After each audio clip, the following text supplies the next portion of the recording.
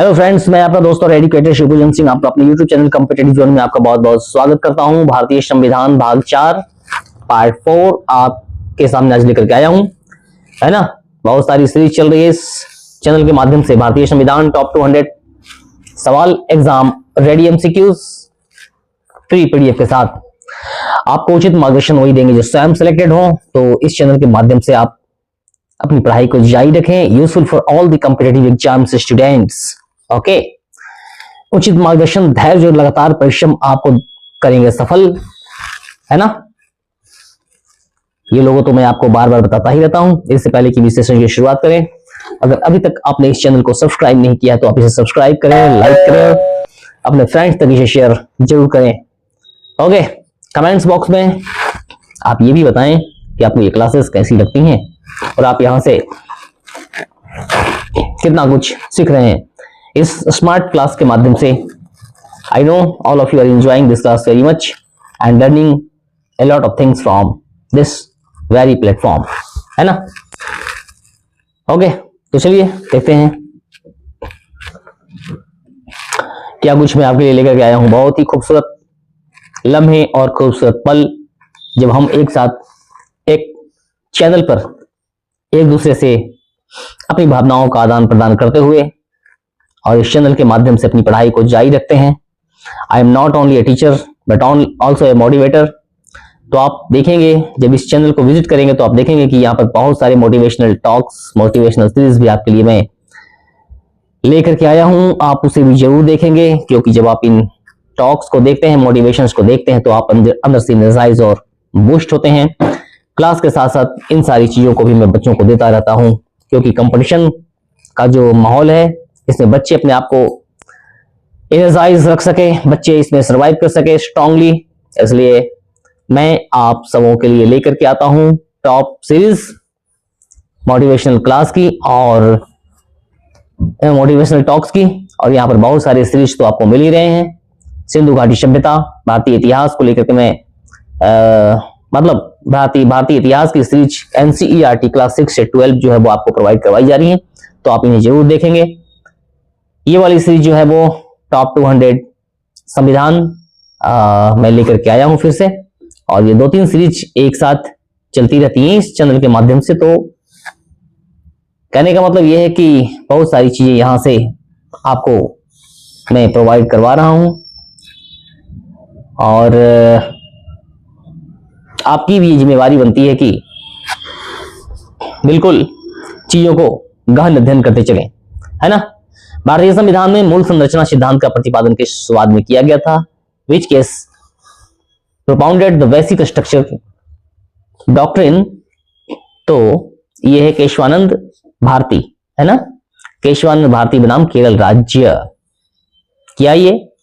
आइए description box में देखने की कोशिश करते हैं इन चीजों के बारे में, है ना।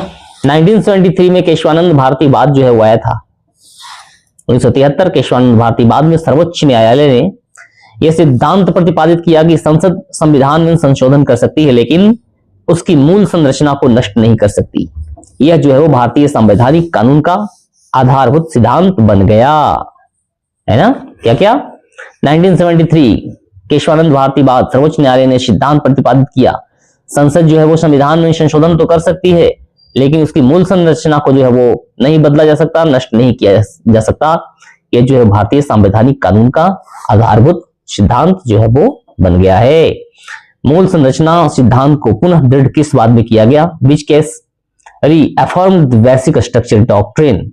ये जो है वो मिनर्वा मिल्स वाद, है ना। मिनर्वा मिल्स केस में जो है वो मूल संरचना के सिद्धांत को पुनः दृढ़ जो है वो किया गया। ओके बच्चे, 1980 के मिनर्वा मिल्स बाद में 1973 में वो वाला जो अभी आपने देखा, कौन सा? केशवानंद भारती बाद में 1980 में मिनर्वा मिल्स बाद में सर्वोच्च न्यायालय ने पुनः जो है वो यह स्पष्ट किया कि संविधान का संशोधन सीमित है और मूल संरचना जो है वो सर्वोपरि है।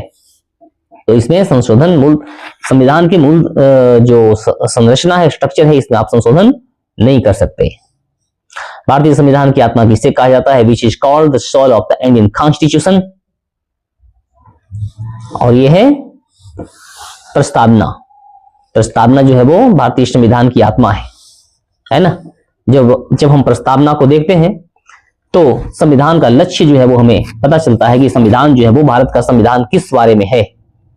ओके, प्रस्तावना को संविधान की आत्मा कहा जाता है क्योंकि इसमें संविधान के उद्देश्य न्याय, स्वतंत्रता, समानता और बंधुत्व जो है वो निहित है। ओके, तो इन चीजों को जो है वो आपको देखते चलना है। ओके बच्चे, चाहे कोई भी एग्जामिनेशन हो, जब इन क्लासों को आप देखेंगे तो आप पाएंगे कि this is a very apt class. और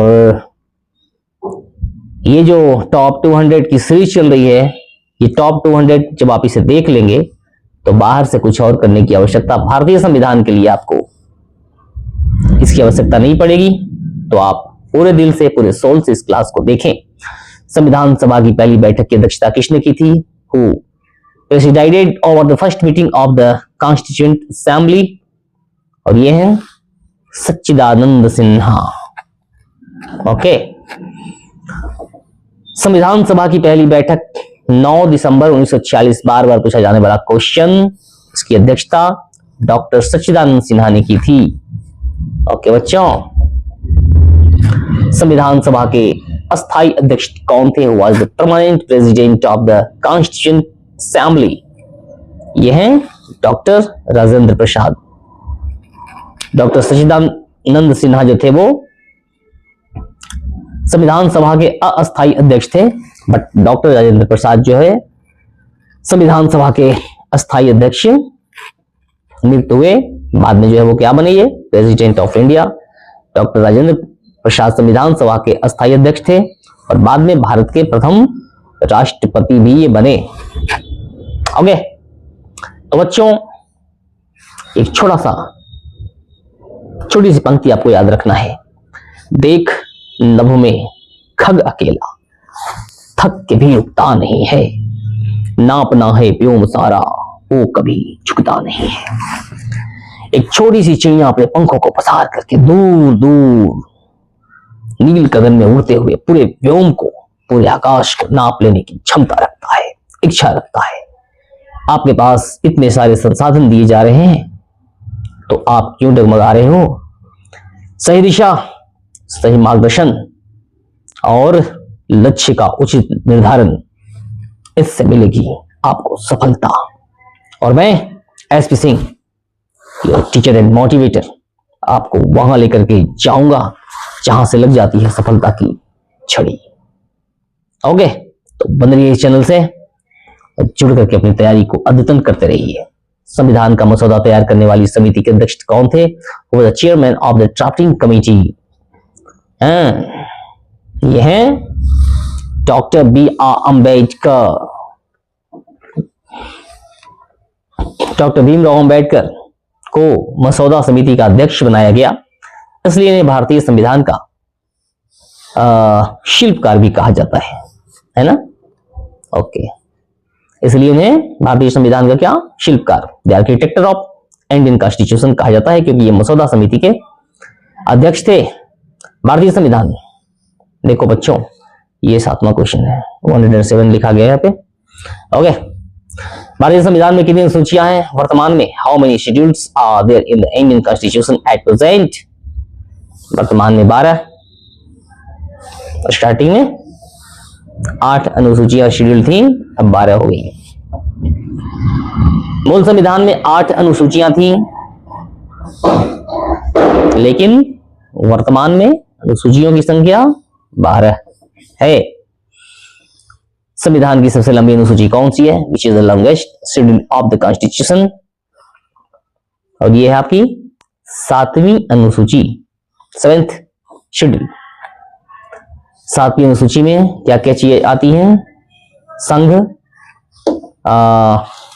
राज्य और संवर्ती सूची शामिल है, इसलिए संघ सूची शामिल है, राज्य सूची शामिल है और संवर्ती सूची भी शामिल है, इसलिए सबसे विस्तृत अनुसूची है फाइंड। 10वीं अनुसूची का संबंध किससे है? 10th schedule deals with which matter?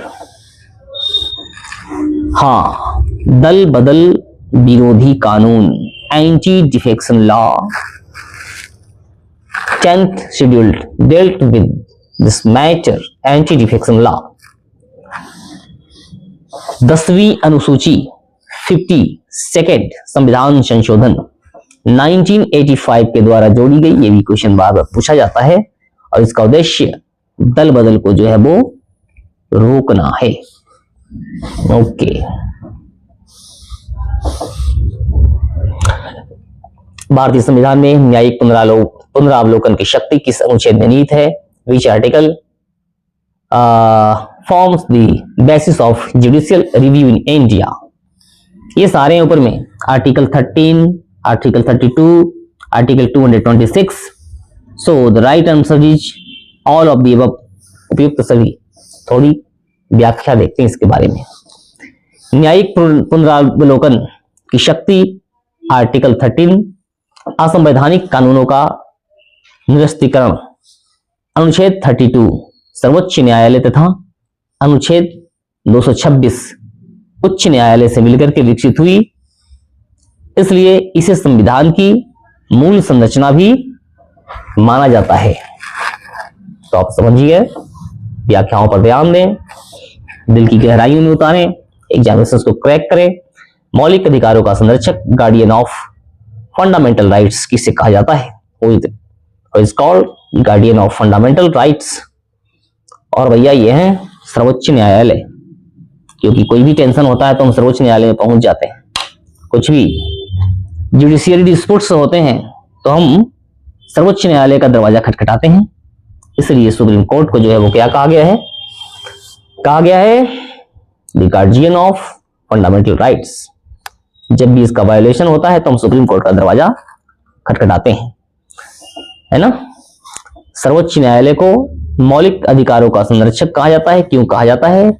क्योंकि आर्टिकल 32 के अंतर्गत नागरिक जो है वो सीधे सुप्रीम कोर्ट में याचिका दायर कर सकते हैं। डॉक्टर अंबेडकर ने इसे संविधान की आत्मा कहा है। बहुत ही important part of our Indian constitution. कौन सा मौलिक अधिकार केवल नागरिकों को प्राप्त हैं? Which fundamental rights is available only to citizens? ये है भाषण और अभिव्यक्ति की स्वतंत्रता। ऐसा नहीं कि कोई विदेशी भी आकर के और कुछ भी बोल करके चला जाए। नो, भाषण और अभिव्यक्ति की स्वतंत्रता, फ्रीडम ऑफ स्पीच।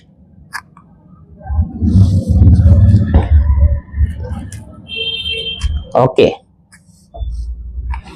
सर्वोच्च न्यायालय को राइट, भाषण और अभिव्यक्ति की स्वतंत्रता जो है वो आर्टिकल 19 है ना, केवल भारतीय नागरिकों के लिए ही प्राप्य है, जबकि आर्टिकल 14 और 21 विदेशी नागरिकों को भी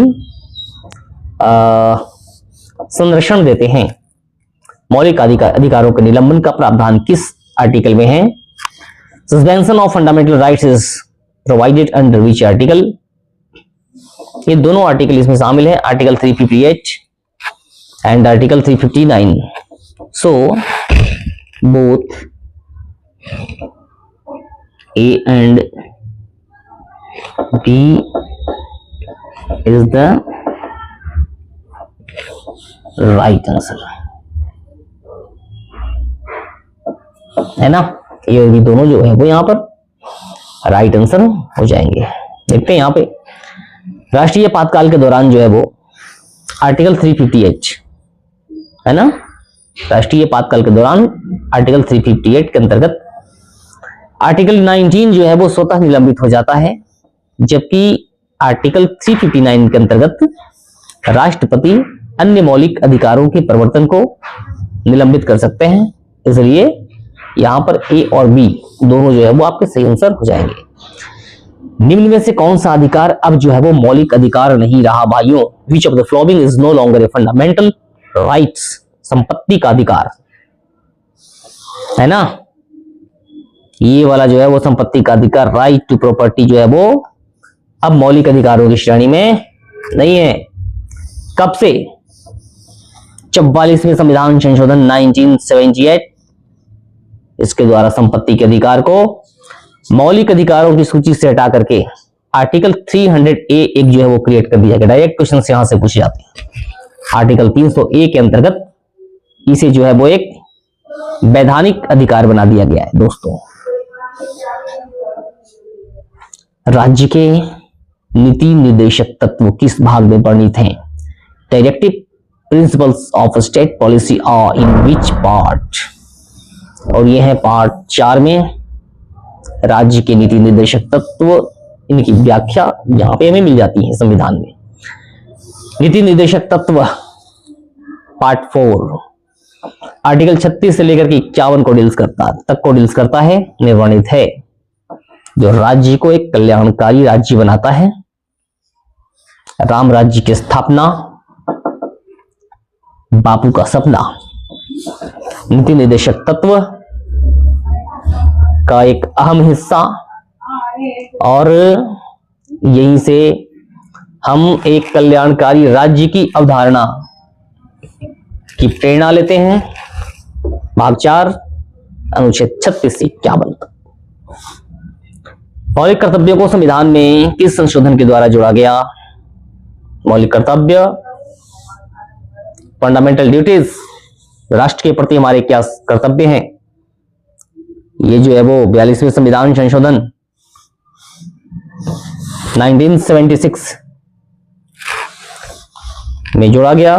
42वें संविधान संशोधन 1976 के द्वारा भाग 4A में मौलिक कर्तव्यों को जोड़ा गया। प्रारंभ में 10 कर्तव्य थे, बाद में 11वां मौलिक कर्तव्य भी जोड़ दिया गया। संविधान के किस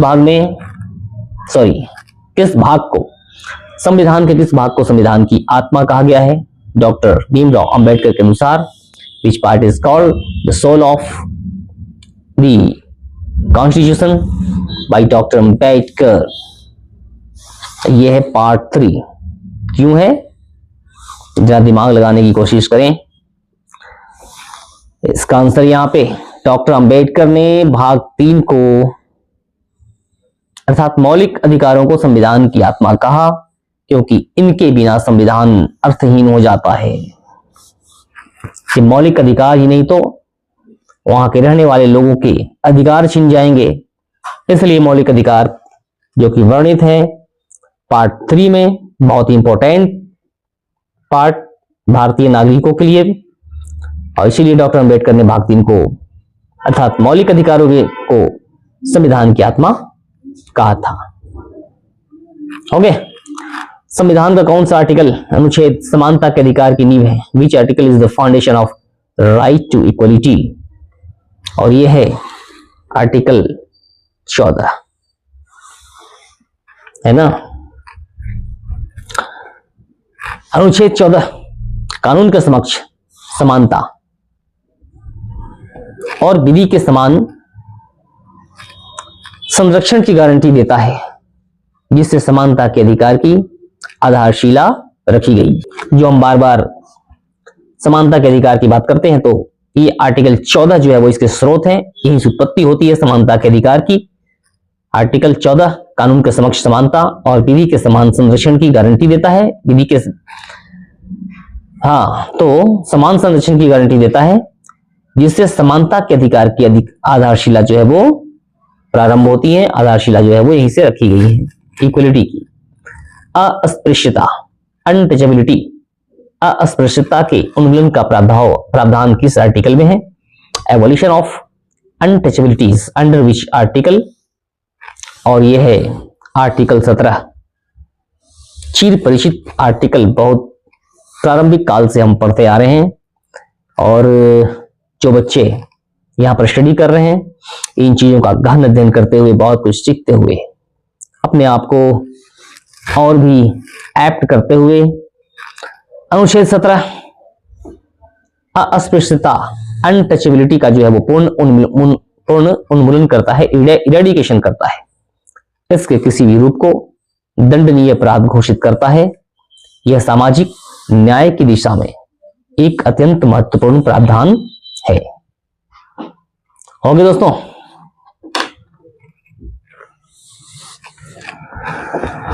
हम सच हैं एक बड़ा कारवां बनाने के लिए। आप बच्चे हमारे साथ हो तो मंजिलें भी स्पष्ट होंगी, कारवां भी लगातार चलेंगी और सिलेक्शन की लग जाएगी झड़ियां। तो बच्चे, वंस अगेन मैं आपसे कहना चाहता हूं कि अगर अभी तक आपने इस चैनल को सब्सक्राइब नहीं किया है तो इसे सब्सक्राइब करें, लाइक करें, अपने फ्रेंड्स तक इसे शेयर करें। और सबसे बड़ी बात की, अपने दिल और दिमाग को तरोताजा रखते हुए विदाउट एनी फियर तैयारी को करते रहें। ओके, जब तक कि हमारी सिलेक्शन नहीं हो जाती और जब तक कि मेरा जो ध्येय है पूर्ण नहीं हो जाता, वो ध्येय कि मैं आपको जीके और जीएस में बिल्कुल महारत हासिल करवा दूं। तो हम दोनों के एक ही लक्ष्य है, स्टडी स्टडी और स्टडी, शिक्षा शिक्षा शिक्षा। अमृतम तो विद्या, विद्या जो है वो अमृत के समान है और विद्या के से विहीन व्यक्ति बिल्कुल अर्थहीन और महत्वहीन हो जाता है। तो हमें तो भैया क्या करना है, विद्या प्राप्त करनी है। ओके, चलिए मिलते हैं अपनी अगली क्लास में। तब तक के लिए आप अपना ख्याल रखें। जय हिंद, जय भारत।